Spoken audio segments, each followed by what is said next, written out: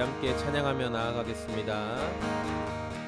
햇살보다 밝게 빛나는 주의 영광, 모든 어두움 물리치네.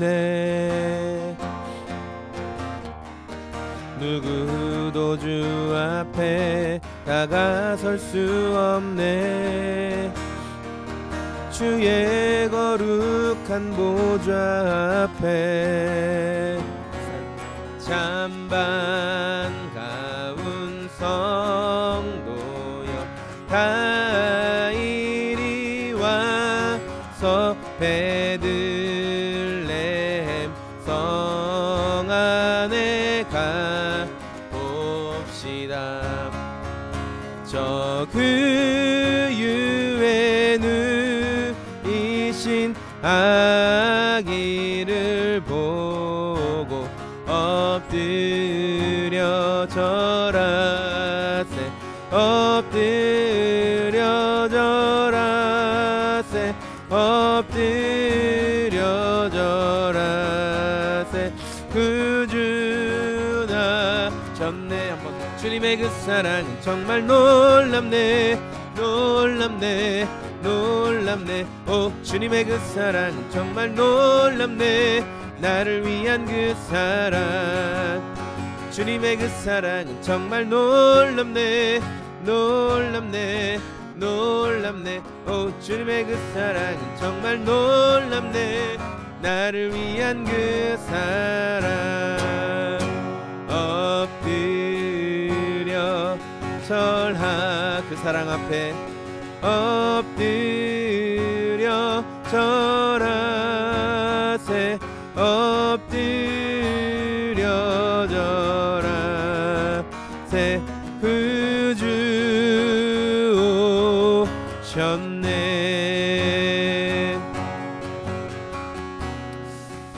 다시 듣는, 우리가 이미 알고 있다고 생각하지만 또 다시 듣고 또 다시 들어야 할 복음에 대해서 우리 함께 나누도록 하겠습니다.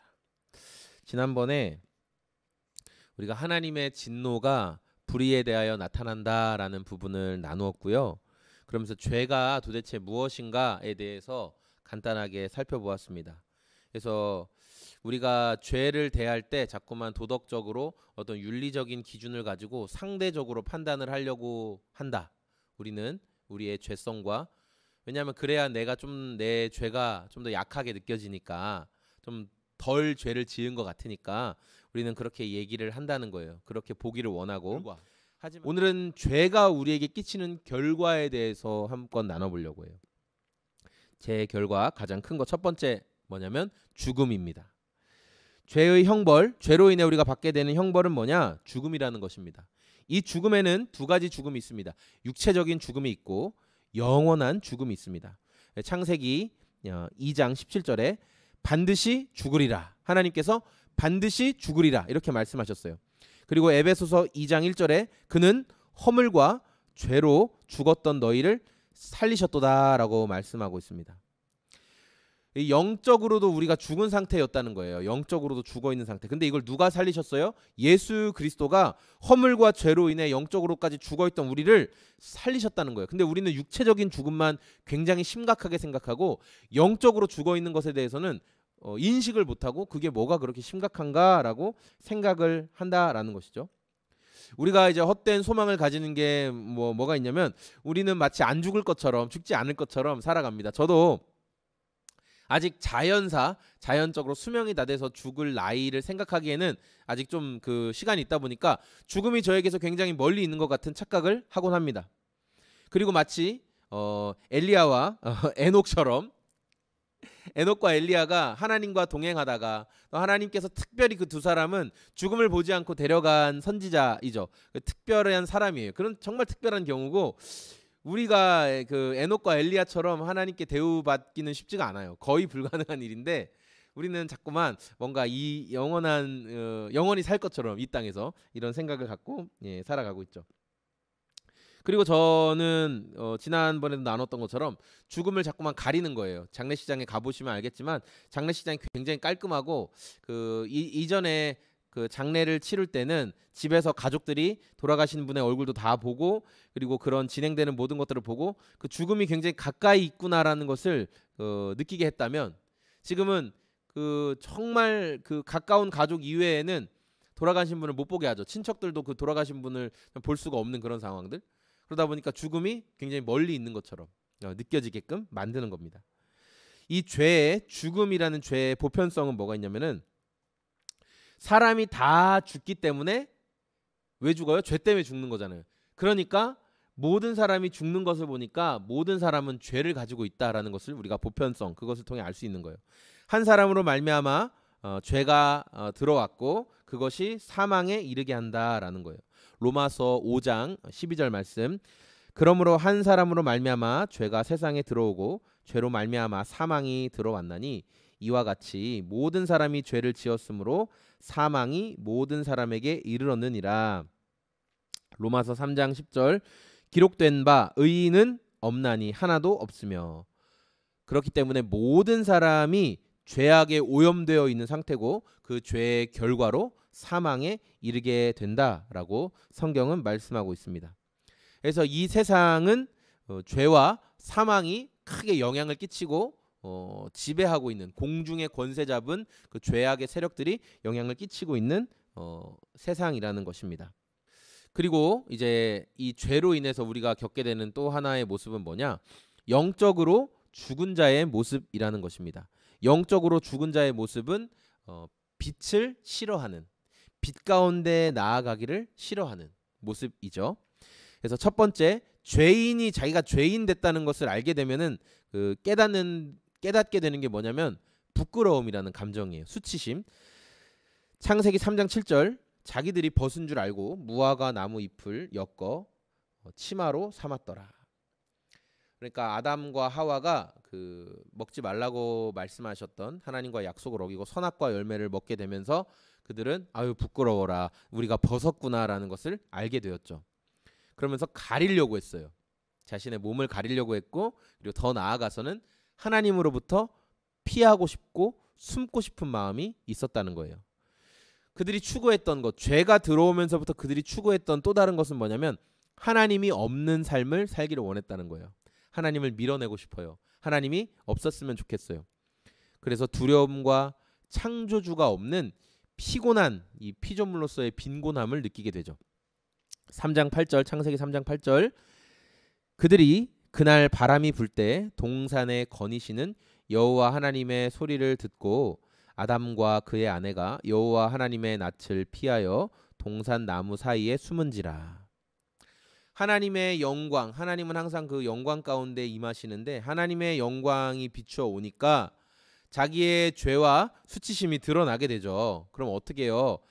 그걸 가지고 하나님 앞에 나아가서 하나님 제가 이런 죄를 지었습니다 라고 말할 용기가 있으면 참 좋을 텐데 그렇게 말할 용기가 없어요. 그래서 어떻게 하냐면 숨고 싶고 피하고 싶고 하나님으로부터 도망가고 싶은 거예요. 하나님의 영광이 비추니까 내 죄의 비참함과 내가 지금 겪고 있는 수치심이 드러나게 되는데 그것에 대해서 책임지려고 하기보다는 도망가죠. 그래서 그들이 무화과 나무 잎으로 자신의 몸을 가리려고 했어요. 하나님으로부터 숨어보려고 했어요. 하지만 무화과 나무 잎으로 하나님께 지은 죄를 숨기고 가릴 수 있느냐? 안 돼요. 무화과 나무 잎 정도로는 하나님께 지은 죄를 숨길 수가 없고 가릴 수가 없는 거예요. 하나님께 지은 인간의 죄는 너무 크고 심각하기 때문에 그렇습니다. 특별히 이렇게 사람이 죄를 짓고 영적인 죽은 자의 모습이 되면서 창조의 온전함을 잃어버리게 돼요. 하나님이 우리를 창조하셨는데 그 하나님을 영광스럽게 하기 위해 창조하신 그 목적이 손상됐다는 거예요. 로마서 1장 21절과 22절 말씀이에요.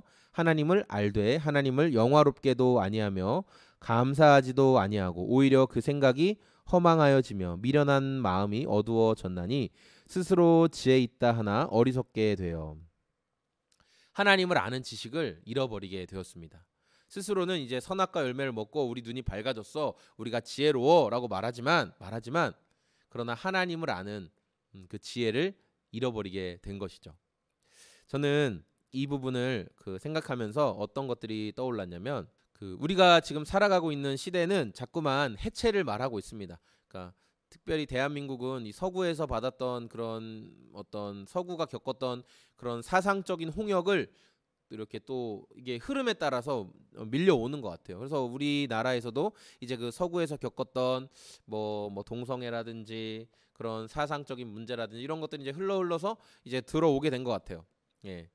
그래서 지금은 이제 해방을 말하는 뭐 데리다라든지 뭐 그런 사람들, 뭐 푸코라든지 막 이런 사람들 해방을 이야기하고 너희가 모든 것들로부터 해방해야 된다, 해방되어야 된다 그러면서 이런 사상적인 그 투쟁, 그래서 사상의 진지를 딱 만들어서 사람들의 진지를 만드는 거예요. 그래서 교회 안에, 학교 안에, 그리고 어떤 정치 체제 안에 그런 중요한 자리마다 진지를 잘 구축해서 거기에서 사람들의 생각을 바꾸려고 노력을 하는 거예요. 예. 기동전이라는 아주 되게 러시아에서 일어난 것처럼 볼셰비키 혁명처럼 뭔가 확 뒤집어 엎는 혁명을 하려고 했더니 이미 그 기독교적인 사상이 뿌리 잡은, 기독교적인 문화가 뿌리 잡은 지역에서는 그게 잘 안 되는 거예요. 미국이나 영국 같은 데서는. 그래서 그들이 생각을 바꾼 것이 기동전이 어려우니까 진지를 구축해서 조금씩 잠식해 나가자. 그리고 진지전이 아주 큰 성공을 거두게 됐어요. 그래서 많은 그 기독교적인 사상들로부터 이제 변화가 일어나기 시작했습니다. 그중에 가장 큰, 가장 중요한, 지금도 추구하는 것을 저는 뭐라고 생각하냐면은 결국 하나님을 없애고 싶다라는 거죠. 하나님을 해체시켜 버리겠다. 저 하나님이란 존재, 저 하나님이란 대상이 없으면 내가 하고 싶은 대로, 내가 원하는 대로 할 수가 있는데 저 대상이 여전히 서슬퍼렇게 존재하기 때문에, 또는 그런 사상을 주장한 사람들은 뭐 정말 믿지 않을 수도 있어요. 왜냐하면 없애버리고 싶으니까 내가 정말 저게 없었으면 좋겠어? 하나님 따윈 없어. 그거는 문화가 또는 기독교라는 통치 체제가 너희를 통치하기 위해서, 통제하기 위해서 그렇게 만들어낸 허구일 뿐이야. 그렇게 얘기하는 거예요. 그래서 거기에서부터 자유해져. 근데 사람은 재미있는 게 그렇게 믿기 시작하고 그렇게 행동할 수 있다는 특별함이 있죠. 사람은 왜라는 질문을 할 수 있고 생각을 하는 존재이기 때문에 이제 거기서 질문하고 생각하고 그 말을 맞다고 받아들이고 이제 그들이 말한 해체라는 틀 안에서 모든 것들을 생각하고 행동하게 됩니다. 해체라는 틀 안에서 생각하고 행동하다 보니까 이제 기존의 가족도 다 잘못됐고, 아빠들이 뭐 집안 밖에 나가서 돈을 벌어오고 경제 활동을 해서 가족들을 돌보고, 아내는 집안을 돌보면서 아이들과 자녀들을 이렇게 키워 나가고 양육하고, 그러면서 부부가 서로 화목하고, 한 남자와 한 여자의 결혼 안에서 자녀들이 태어나고 또 그 자녀들이 그 영향을 받고 자라고 하는 이런 그 하나님께서 만드신 자연적인 그 모델을 다 해체하기를 원하는 거예요. 네. 그게 계속 그렇게 되는 거죠. 궁극적으로 원하는 것은 기준되는 하나님을 없애야 되니까. 기준되는 하나님을 없애야 사람이 원하는 대로 이걸 여기다 옮기고 이건 저기로 옮기고 할 수 있으니까. 자연법의 근원이신 하나님, 자연법의 질서, 자연법이라는 것을 주신 하나님을 없애버려야 모든 것들을 다 뒤죽박죽 마음대로 할 수 있으니까 하나님을 없애고 싶어 하는 것이죠. 저는 거기에서 창조의 온전함도 상실되고 하나님 없는 삶의 모습이 나타나고, 그리고 누가 나를 자꾸만 수치스럽게 하냐는 거예요. 나는 소중한데 내가 하는 모든 일에 대해서 누가 자꾸 잘못됐다고 말하는가. 내가 이 사람도 사랑하고 저 사람도 사랑하고 이 사람과도 관계 맺고 저 사람과도 관계 맺을 수 있는 나인데 누가 자꾸 나에게 그건 잘못됐다라고 말하는가. 법이 아니었어요. 그 법을 누가 만들었는가, 어디에서 영감을 받아서 그 법이 나오게 되었는가, 그게 하나님이에요. 그러니까 하나님을 없애야지 내가 다자연애, 내가 쟤도 사랑하고 쟤랑도 관계 맺고 자유롭게 해방, 해체, 나를 억압하는 모든 것들로부터 해방과 해체, 내가 이 사람도 만나고 저 사람도 만나고, 결혼이라는 그런 어떤 나를 옥죄는 제도 싫어. 나는 편하게 누구도 만나고 싶고 누구랑도 관계하고 싶고 누구랑도 내가 원하면 이렇게 뭔가 좀 잘 지냈다가 쿨하게 안 맞으면 그냥 끝내면 되는 거지. 누구를 없애면, 하나님을 없애면 죄책감 없이 그것에 대한 부담스러운 마음, 아 이거 잘못하고 있는 거 아닌가? 이런 마음도 들 필요가 없어요. 왜냐하면 하나님이라는 기준을 없애버리면 이제 기준이 없어지니까. 그 법, 그렇게 하도록 강제한 법들을 영감을 주신 하나님을 없애버리면 자유하니까. 그래서 이 죄인은, 영적으로 죽은 자는 그렇게 자꾸만 하나님을 없애고 싶어 하는 거예요. 그래서 가리고 피하고 하나님의 영광의 빛을 싫어하고, 그런데 마음 한켠에 떠날 수 없는 죽음에 대한 두려움, 미지의 영역에 대한 근심들, 이 부분은 남아 있어요. 이 부분은 계속해서 남아 있습니다. 제가 참 이상하게 어제 오늘 또 지금 이 큐티 나눔 끝나고 이제 이 수요 기도회를 하는 영역에서도 이 죽음에 대한 그 주제들이 자꾸만 저에게 부딪히는 것 같아요. 저는 문득 이런 생각을 했어요. 뭐냐면은 이제 어제 아이들을 아침에 어린이집에 데려다 주고 걸어오는 길에 제가 이제 그 전날부터 그 죽음에 대한 어떤 생각을 계속 하고 있었어요. 제가 죽는다는 게 아니라요. 죽음이라는, 인간의 죽음이라는 것에 대한 질문을 계속 제 안에서 일어나는 거예요. 그러면서 아침에 아이들 데려다 주고 좀 쓸쓸히 이제 추위 가운데 천천히 걸어가면서 생각을 하게 됐어요. 죽음에 대한 두려움과 근심은 사람들이 다 있고 사람들이 다 죽음을 두려워하는데, 그런데 그 죽음 가운데 소망을 주는 것이 누구냐?